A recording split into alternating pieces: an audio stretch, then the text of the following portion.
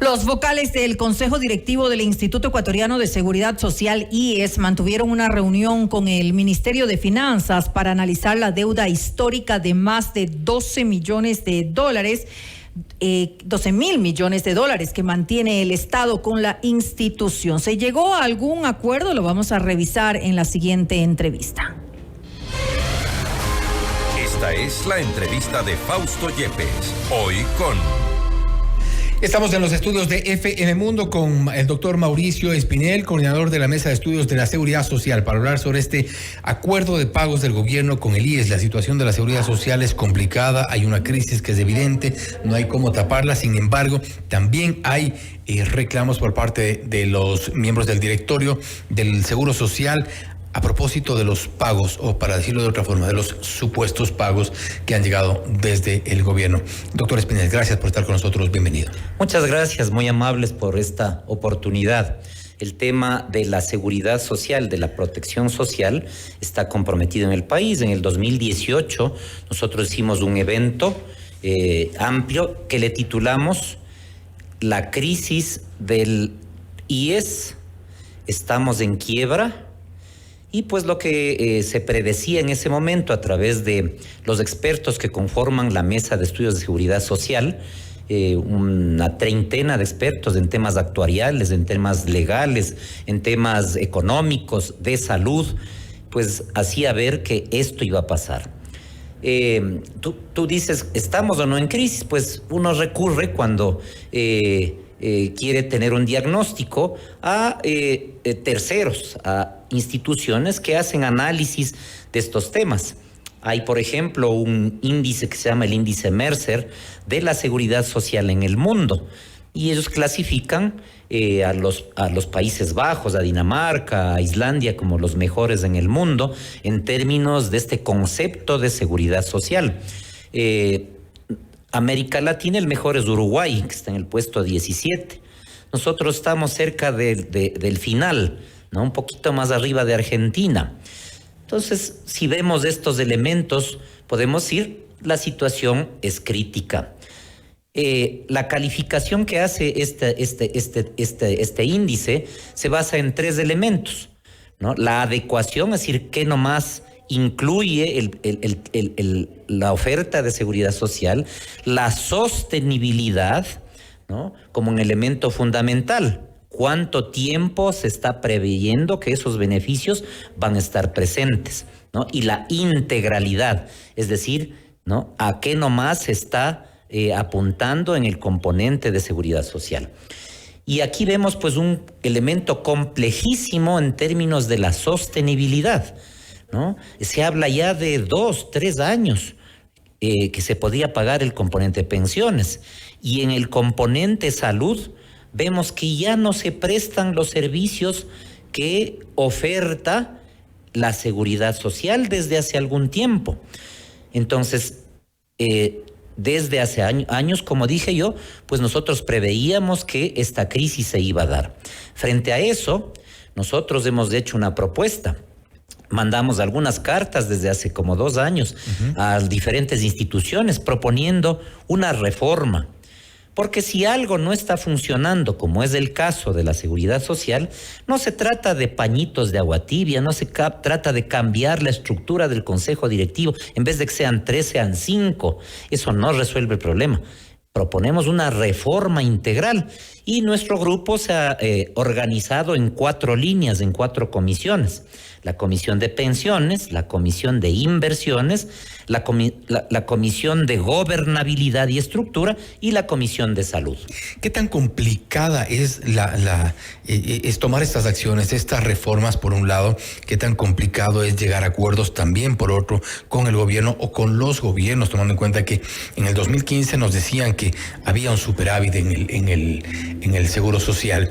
Más adelante ya comenzó a sentirse esta crisis. Se advertía, de hecho, ya para entonces, incluso mucho antes, se advertía una crisis por estos años en el sistema de pensiones, en el sistema de salud inclusive.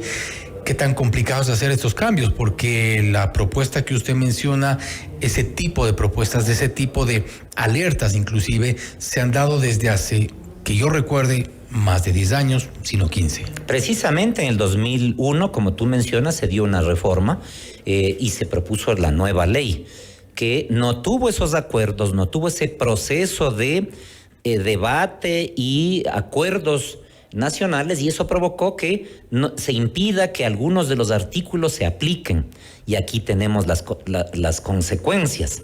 Además de que quienes han gobernado, quienes han dirigido la seguridad social, a pesar de que la ley da la posibilidad de tomar decisiones a nivel del Consejo Directivo para hacer ajustes, nunca lo hicieron, porque es un tema que tiene connotación política.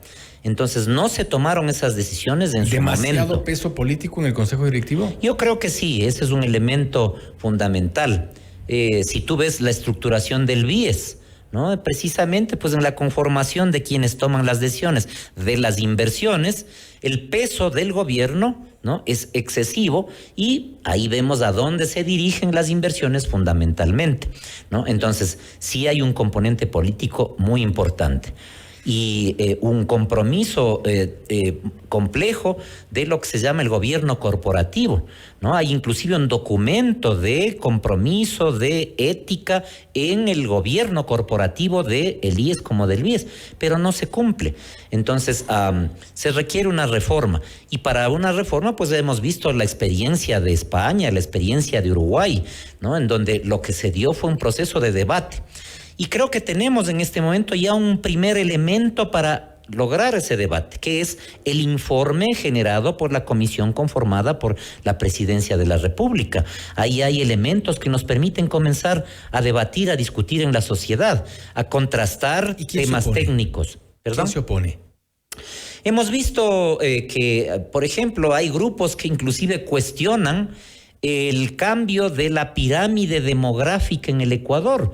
Y dicen, no, eso es un invento del Banco Mundial, del Banco Interamericano. No está pasando eso. Pero el censo que se acaba de iniciar a publicar nos dice claramente que la fecundidad en el Ecuador ha disminuido de manera importante, ¿no? Y eso tiene una connotación importante también en la seguridad social, porque el sistema que tenemos ahora es un sistema de reparto, ¿no? El jueguito de la pirámide. Se necesitan 8 abajo para sostener 1 arriba, ¿no? Ahora estamos en 5 y algo, ¿no? Y cada vez va disminuyendo. Entonces, si no hay los suficientes que sostengan, pues no se puede pagar la jubilación a los que están arriba. Y esto no nos ha pasado solo a nosotros, les ha pasado en Europa, España, Francia. Mira tú lo que ha sucedido en Francia, porque ellos han tratado de ajustar precisamente la edad de jubilación, ¿no?, para tratar de corregir, de darle mayor sostenibilidad en el tiempo a sus pensiones. La deuda del Estado con el Seguro Social. La semana pasada estuvo acá con nosotros la representante de los empleadores, María Los Ángeles Rodríguez. Ella reclamaba y han hecho pública su molestia por estos retrasos, de los atrasos que se han registrado y algunos incumplimientos por parte del Estado, en este caso por parte del gobierno. Son 1.250 millones de dólares. No obstante, en una respuesta prácticamente inmediata, el gobierno había dicho que se han pagado 4.200 millones de dólares entre el 2021 y el 2023. Además, mencionaba unos 600 millones de dólares, me parece, que había pagado al BIES. Pero los 1.250 millones de dólares están aún como deuda. ¿Ha habido un acuerdo? ¿Se planteaba esta reunión con el gobierno? ¿Hay un plan de pagos? ¿Hay alguna opción que haya planteado el gobierno? Hasta donde vemos en las noticias, en lo que se permite ver, nuestra percepción en la mesa de estudios de seguridad social es que no hay acuerdo, porque hay problemas de liquidez por un lado y hay necesidades para cubrir los gastos en el otro lado, ¿no? Entonces, ¿qué es lo que dice el un lado? Deme lo que me debe. La respuesta inmediata a la que tú refieres es como que si tú ganas en la radio 1.000 y te dicen, pero si ya le di 600, pues, ¿no? Entonces, pero falta el resto. ¿Dónde está el resto? El resto pues está, ni siquiera está reconocido claramente como deuda por parte del Estado. Nosotros como MES hemos planteado que precisamente es fundamental que se sienten a discutir este tema. Bueno, pues a ver cuánto mismo es esa deuda y firmar un papel en donde queda, ¿no?, registrado esa deuda y después le podemos dar seguimiento. Pero ni siquiera eso hay. Entonces es fundamental que se comiencen a hacer estas discusiones, estos debates para concretar aspectos específicos. Por ejemplo, el tema de la deuda. Pero la deuda no resuelve el problema central de la crisis, que es el componente demográfico en este modelo de reparto, ¿no? Alarga, patea la pelota un poco. Vamos a suponer que mañana paga 6.000 millones el gobierno al IES. Pues cada año se pagan 5.000 y pico millones a los jubilados, ¿no? Entonces alargamos un poquito más. Tenemos que reformar el sistema de pensiones para darle sostenibilidad. Juan, este momento está en riesgo el pago de las pensiones. Sí, ya lo han dicho expertos economistas.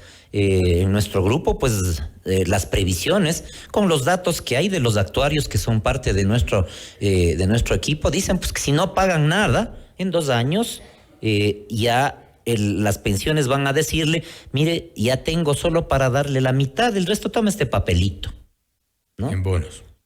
Pueden ser bonos, pueden ser esos dólares que están hablando ahora, nuevos, que van a aparecer, ¿no? Que no.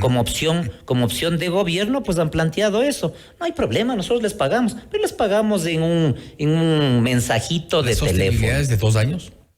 Si es que no hubiese cero pago por parte del gobierno, podría ser 2 años.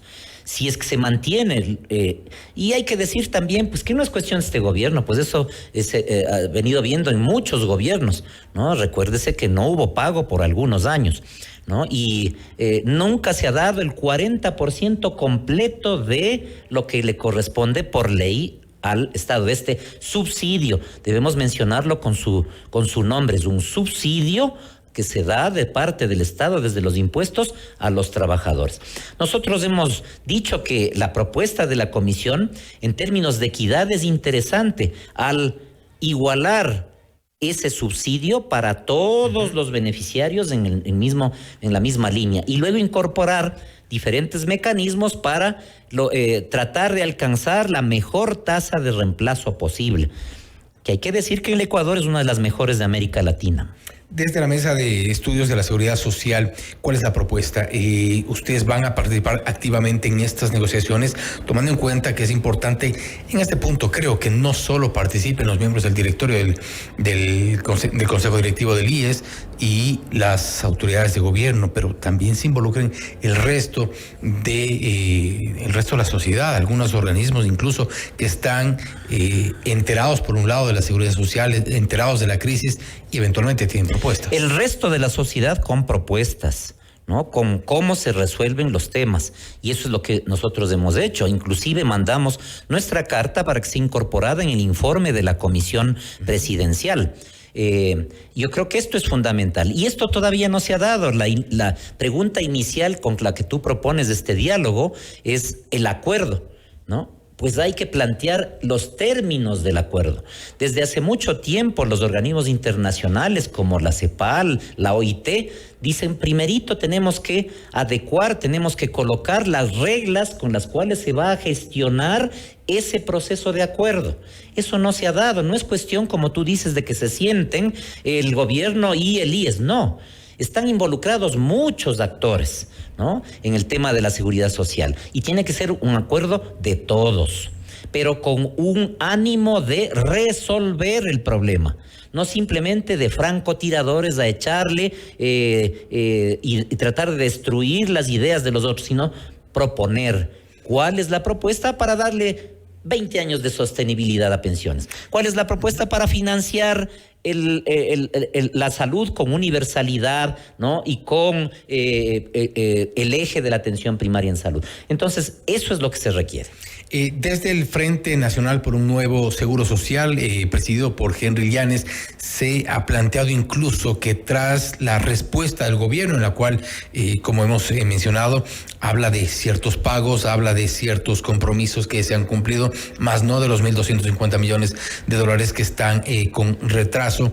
Una de las opciones es interponer una acción legal para obligar, me imagino yo, a través de un juez, obligar al Estado ecuatoriano a que cumpla con ese pago, tal como ya lo han hecho otras autoridades de otros organismos. Por ejemplo, recordemos el Consejo de la Judicatura, y posteriormente no le funcionó eso a Wilman Terán, pero ¿ese es el camino? Yo creo que no. El argumento, si es que yo estuviera del lado del gobierno, y por eso envían ese mensaje enseguida, hemos demostrado buena voluntad de pago. Hemos demostrado buena voluntad de pago, ¿no? Hemos dado tanto y tanto. Pero con la voluntad no nos alcanza. Pero la situación actual, ¿no? Es, como yo decía hace un momento, está en capacidad del gobierno, el Estado ecuatoriano, de desembolsar este momento todo ese monto que propone Henry Llanes. No está en esa capacidad. La situación económica, las finanzas del país no alcanzan, ¿no? Uh-huh. ¿De dónde se saca? ¿Qué se recorta para poder cubrir esto? Le quitamos los 3.500 millones de presupuesto de salud, le quitamos los 6.000 millones del presupuesto de educación para darle a la seguridad social. Entonces, hay un problema grave de liquidez, ¿no? Yo no he visto en el comunicado del gobierno, por ejemplo, que digan no debemos. No, sí, en la propuesta que mandaron a la Corte Constitucional. No queremos deber esta parte de los intereses, quieren recortar la deuda, ¿no? Y entonces son muchos espacios de lucha, de confrontación que hay que dar, ¿no? Desde el componente de los jubilados, y el gobierno pues también estará defendiendo esa posición. Yo creo que lo fundamental no es estos reclamos a través de la vía judicial, es llegar a un punto de decir: es el momento de reformar el sistema de seguridad social, y digo el sistema de seguridad social del país. Ya se conformó la comisión, esto creo que es un paso importante, aun cuando no sea vinculante nada lo que proponga la comisión, pero creo que es un paso importante para saber qué hacer de aquí en adelante con el Seguro Social. Ciertamente las críticas son de que esa conformación no fue debatida, discutida, no hay representantes de los jubilados, por ejemplo, en la comisión, ¿no? Y de alguna manera tienen razón, ¿no? Esa era una oportunidad para convocar, ¿no? Sin embargo, técnicamente la propuesta, los elementos que coloca sobre la mesa la comisión son fundamentales, ¿no? Y como decía hace un momento, nos dan la pauta para comenzar ese debate. No se puede dejar de lado, como mencionó la comisión y como mencionan todas las instituciones que se dedican a la seguridad social, la pata de la seguridad social, que es el componente salud. Y digo salud, no solo enfermedad. Perfecto. Bueno, y recordemos que parte del comunicado del gobierno se refería precisamente a un planteamiento de básicamente sentarse a la mesa. Habla, por ejemplo, el Ministerio de Economía y Finanzas había respondido en el texto, dice: en un contexto de desafíos económicos como la reducción de ingresos petroleros, el incremento de las tasas de interés internacionales, el aumento de los gastos en seguridad social y la mitigación del fenómeno del Niño, el gobierno continúa trabajando incansablemente para cumplir con las obligaciones pendientes a través de una planificación oportuna. ¿Es posible la planificación? ¿Hay la voluntad del gobierno para sentarse a una planificación? ¿O es solo un comunicado? Es administrar la escasez. La situación de escasez es compleja en términos de liquidez, en términos de recursos y en términos de lo que se viene. Entonces, frente a eso, pues no podemos echarle la carga toda al gobierno. Planifique usted y resuelve el problema. Pues tenemos que todos ver cuál es nuestro pedacito, ¿no? Nuestra parte. En nuestra carta colocamos precisamente que en la propuesta que hace la comisión, en cambio se le echa toda la carga a los empleadores y a los trabajadores, ¿no? Entonces, ¿cómo compensamos la carga entre todos los componentes de la sociedad? Yo creo que sí, falta un poquito de apertura, de escuchar. Yo he tenido la oportunidad de conversar con grupos muy radicales. Y al plantear este elemento de que no puede ser que digan, no, nosotros no escuchamos a la comisión, por ejemplo, con ellos no nos sentamos, no puede ser. ¿Por qué? Porque ha trabajado antes del quien dirige en el Banco Mundial. ¿Eso qué tiene que ver? ¿No? Tenemos que sentar a escuchar y cuestionarle, ¿no? Y cuestionar a la comisión con datos, con información, con realidad. Eso es lo que nosotros hemos propuesto. Y hemos estado participando con esos grupos en debates que ellos han organizado sobre este tema. Hay que ampliar eso, hay que darle una campana de resonancia para que más gente participe. No vemos que se discuta eso en grupos como, por ejemplo, la UNE, los profesores, en las universidades, ¿no? Son poquitas las universidades que dan pequeños destellos de debate sobre el tema, ¿no? Debería hacerse un conjunto de la academia, un conjunto de los trabajadores que discuten y presentan propuestas en una realidad compleja y crítica como la que estamos viviendo, la realidad económica del Ecuador. Doctor Espinel, nuevamente gracias por haber estado con nosotros. Estaremos pendientes principalmente de los acuerdos y evitar que la crisis termine ya siendo insostenible o termine por colapsar a la seguridad social. Así es, muchas gracias, siempre a las órdenes. Gracias, ha sido el doctor Mauricio Espinel, coordinador de la Mesa de Estudios de la Seguridad Social, hablando sobre el acuerdo de pagos del gobierno al IES. La situación de la seguridad social es crítica, pues sí, ha coincidido en que si el gobierno continúa con estos impagos, con estos retrasos, el sistema de pago de pensiones podría colapsar seguramente en 2 años, no más de eso. Esperemos que haya acuerdos, esperemos que haya los recursos principalmente para cumplir con estas obligaciones. Esto es Notimundo Estelar, siempre bien informados.